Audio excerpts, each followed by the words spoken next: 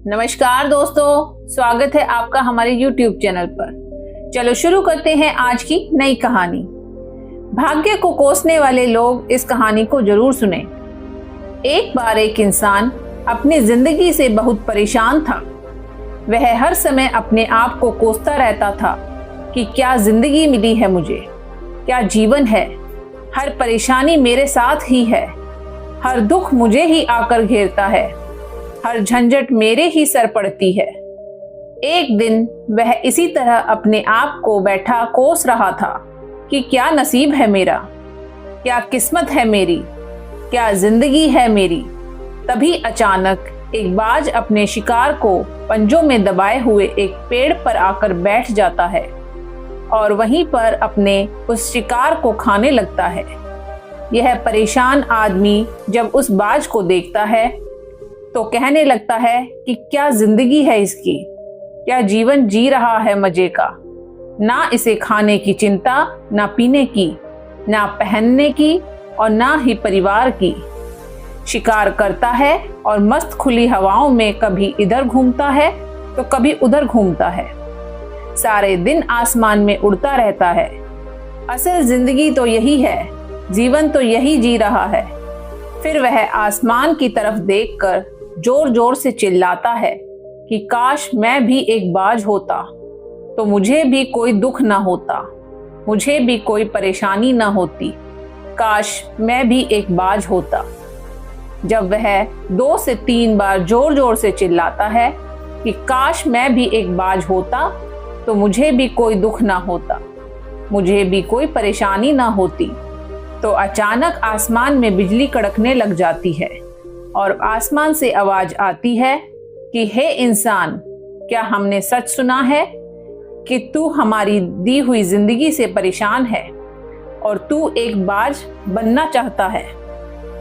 इस आकाशवाणी को सुनकर यह इंसान हैरान रह जाता है और आसमान की तरफ देखकर कहता है कि हाँ, मैं सच में अपनी इस जिंदगी से बहुत परेशान हूँ, क्योंकि हर परेशानी मेरे साथ ही है, हर दुख मुझे ही है, हर तकलीफ मेरे ही साथ है।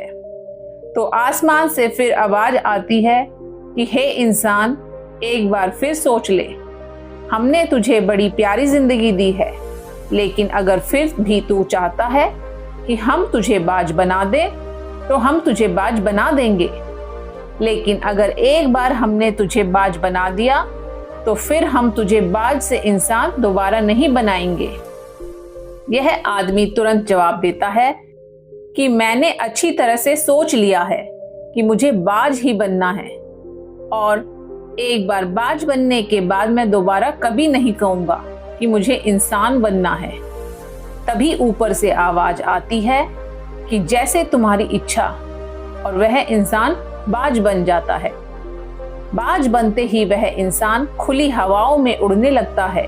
कभी उड़ता हुआ इधर चला जाता है, कभी उड़ता हुआ उधर चला जाता है और सोचता है क्या मजे की जिंदगी है।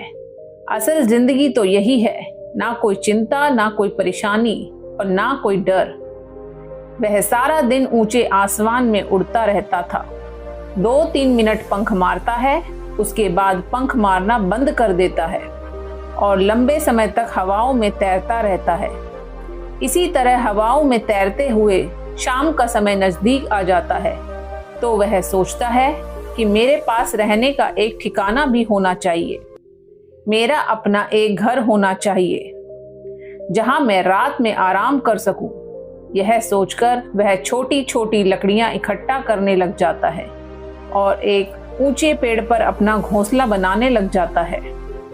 एक एक लकड़ियां इकट्ठा करके वह अपने लिए एक सुंदर सा घोंसला तैयार कर लेता है और रात में उसी में सो जाता है और सोचता है सुबह उठकर शिकार भी करूंगा और मैं फिर से मौज मस्ती भी करूंगा, खुली हवाओं में उड़ूंगा।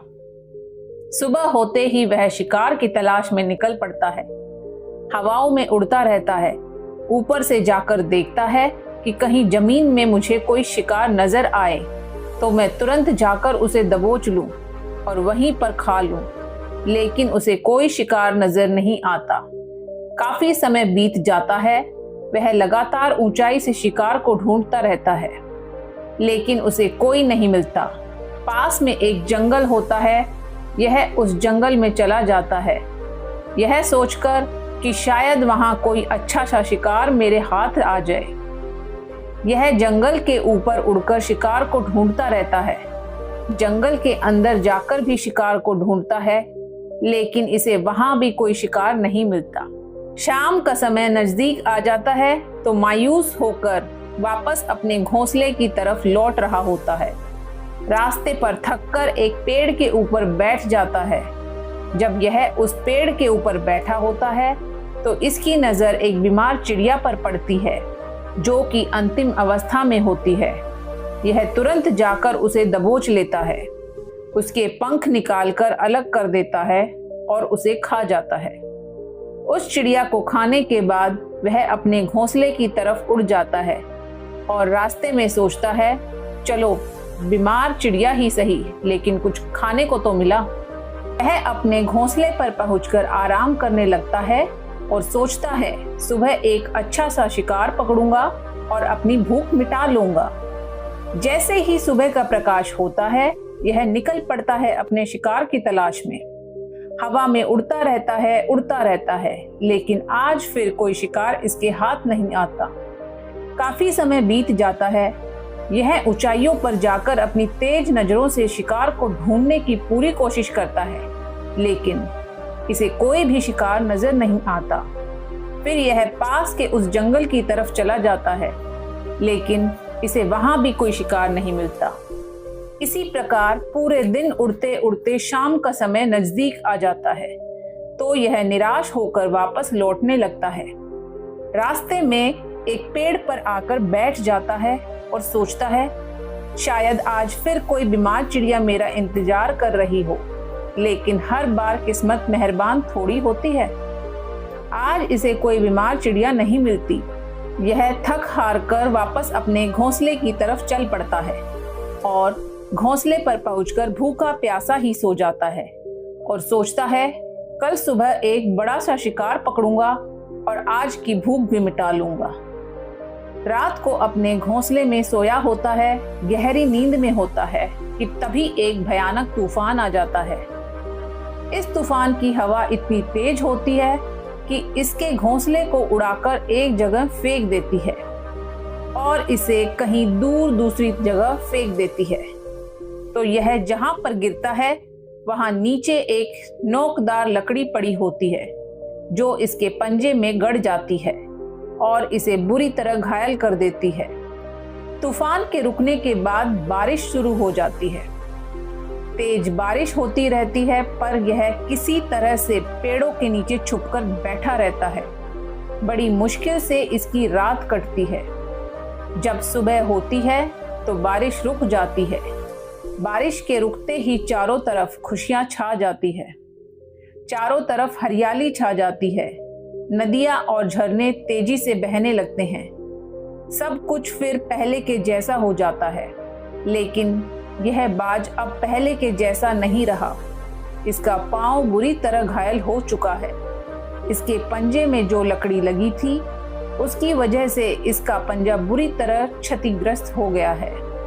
और मैं आपको बता दूं कि बाज का जो पंजा होता है, वह उसके शिकार को पकड़ने के लिए सबसे जरूरी होता है, क्योंकि बाज अपने पंजों से ही अपने शिकार को पकड़ता है, दबोचता है और फिर अपनी चोंच के माध्यम से नोच नोच कर खाता है। लेकिन अब इस बाज का पंजा बुरी तरह से घायल हो चुका है और वह पिछले 2 दिनों से भूखा भी था। यह शिकार की खोज में थोड़ा सा उड़ता है कि शायद फिर कहीं कोई बीमार चिड़िया इसे मिल जाए, लेकिन कहाँ बार बार कोई बीमार चिड़िया मिलने वाली थी। वह कुछ देर तक उड़ता है, लेकिन फिर भूख और दर्द के मारे थककर एक पेड़ पर आकर बैठ जाता है। वह पेड़ पर आकर बैठ तो जाता है, लेकिन उसे पता नहीं था कि यहाँ एक और मुसीबत उसका इंतजार कर रही है। और वह मुसीबत यह थी कि 8-10 कौवों का एक झुंड मिलकर इसे परेशान करने लग जाते हैं। वे इसके ऊपर आकर इसके घाव में चोंच मारने लग जाते हैं। उन्हें भी पता चल जाता है कि यह बाज घायल है, और भूख की वजह से कमजोर भी है। यह बाज उनसे बचने के लिए थोड़ा सा उड़ता है और फिर जाकर बैठ जाता है। उनसे पीछा छुड़ाने का प्रयास करता है, लेकिन वे फिर इसके पीछे आ जाते हैं। यह फिर उड़कर थोड़ी दूर चला जाता है, लेकिन वे इसका पीछा नहीं छोड़ते और बार बार इसके पास आकर इसे परेशान करते हैं। कौवे अक्सर बाज के साथ ऐसा करते हैं, लेकिन फिर बाज भी उनके साथ एक खेल खेलता है। जब कौवों का झुंड बाज को परेशान करता है और उनको पीछा नहीं छोड़ता, तो बाज हवा में सीधी उड़ान भरने लग जाता है। वह तेजी से सीधा ऊपर की ओर उड़ने लग जाता है। कौवे भी उसके पीछे उड़ते हैं, लेकिन कुछ देर तक उड़ने के बाद कौवे ऐसी ऊंचाई पर पहुंच जाते हैं जहां पर उन्हें ठीक से ऑक्सीजन मिलना बंद हो जाता है। उनका दम घुटने लग जाता है, उनकी सांस रुकने लग जाती है, तो फिर वे वहां से ऊपर नहीं जा पाते। पर क्योंकि बाज तो बादलों से भी ऊपर उड़ सकता है, इसलिए वह तो ऊपर चला जाता है, लेकिन कौवे वहां से ऊपर नहीं जा पाते और वे नीचे आने लगते हैं। तो इस तरीके से बाज उनसे अपना पीछा छुड़ा लेता है। लेकिन ऐसा करने के लिए, इतनी ऊंची उड़ान भरने के लिए इस बाज के पास उतनी ताकत नहीं थी, क्योंकि यह भूखा भी था और घायल भी था। तो यह उड़ता और थोड़ी सी दूर जाकर बैठ जाता और कौवे फिर आकर इसे परेशान करने लग जाते। इसी तरह भूख और घायल हालत में एक दिन गुजर जाता है, दूसरा दिन गुजर जाता है, तीसरा दिन गुजर जाता है, लेकिन इस बाज की हालत में कोई सुधार नहीं हो रहा था। वह बद से बदतर होता जा रहा था। चौथे दिन जब यह बिल्कुल खत्म होने पर आ जाता है, इसके अंदर बिल्कुल ताकत नहीं बचती और इसका शरीर इसका साथ छोड़ने लगता है, तो यह किसी तरीके से उड़कर पास ही इंसानों की एक हॉस्पिटल की छत पर आकर बैठ जाता है और वहां से आने जाने वाले मरीजों को देखता है। अपने आप से कहता है कि काश आज मैं एक इंसान होता तो ऐसे छोटे मोटे जख्मों का हॉस्पिटल से इलाज करवा लेता, या किसी को बता देता कि मैं भूखा हूँ, परेशान हूँ, मेरे साथ यह परेशानी है। लेकिन आज मैं एक ऐसा बेजुबान परिंदा हूँ जो किसी से कुछ नहीं कह सकता, किसी को अपना दुख नहीं बता सकता, किसी से कोई मदद नहीं मांग सकता। यही बात सोचकर वह उसी छत पर अपना दम तोड़ देता है। वह अपनी जान की कुर्बानी तो दे जाता है, लेकिन साथ ही साथ हमें यह सीख भी दे जाता है कि आपको जैसा बनाया गया है, आप जैसे भी हो उसी में खुश रहो और उसी में बेहतर करने की कोशिश करते रहो, ना कि इस बात से परेशान रहो कि काश मैं ऐसा होता, काश मैं वैसा होता, काश मैं यह बन जाऊं। आपको जैसा भी बनाया गया है, आप उसी में अपना सर्वश्रेष्ठ करने का प्रयास करते रहो। दोस्तों, यह कहानी तो है, लेकिन हमें जीवन का एक बहुत ही महत्वपूर्ण नियम सिखा कर जाती है कि हम जैसे भी हैं अच्छे हैं, बस हमें उसी में अपना सर्वश्रेष्ठ करने का प्रयास करते रहना चाहिए। हम मिलते हैं अगली वीडियो में। ऐसे ही वीडियो को देखने के लिए सब्सक्राइब करिए हमारे चैनल को और लाइक करना मत भूलिएगा। धन्यवाद।